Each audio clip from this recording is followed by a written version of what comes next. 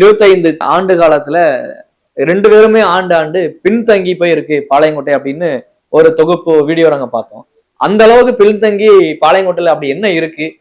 பின்தங்கி இருந்தா மக்கள் வந்து மீண்டும் மீண்டும் வந்து இந்த திராவிட கட்சிகளுக்கு வாக்களிக்காம உங்களை மாதிரி ஒரு சுயேட்சை வேட்பாளரை தேடி சின்னத்தை தேடி கண்டிப்பா வாக்கு போட்டிருப்பாங்க. அந்த வீடியோல உண்மைத்தன்மை எந்த அளவுக்கு இருக்குன்னு நீங்க பாருங்க. குலவணிக்கபுரம் ரயில்வே பாலம், அந்த ரயில்வே பாலத்துக்கு அருகாமையில் உள்ள வீடுகளை பாருங்க, சுமார் 7 அடி 8 அடி பள்ளத்துல இருக்கும். அப்படி என்ன அர்த்தம்னா, திருச்செந்தூர் திருநெல்வேலி மீட்டர் கேஜா இருக்கும் போது அதை பிராட் கேஜா மாத்திர ஒரு திட்டம் வந்துச்சு. அந்த திட்டம் செயல்படுத்தும் போது அந்த இடத்துல சுமார் 8 அடி மணல் உயர்த்தி தான் அந்த பிராட்கேஜ் அமைத்தாங்க.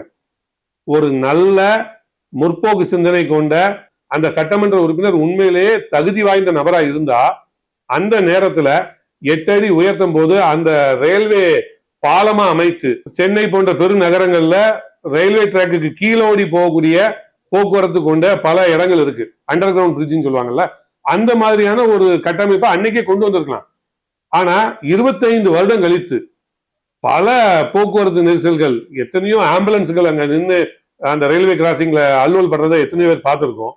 பல மக்கள் காலையில ஸ்கூலுக்கு போகும்போதும் சாயந்தரம் அலுவலகம் முடிஞ்சு வீட்டுக்கு போகும்போதும் அவ்வளோ கஷ்டப்பட்டு அந்த இடத்த கடந்து போய்கிட்டு இருக்காங்க.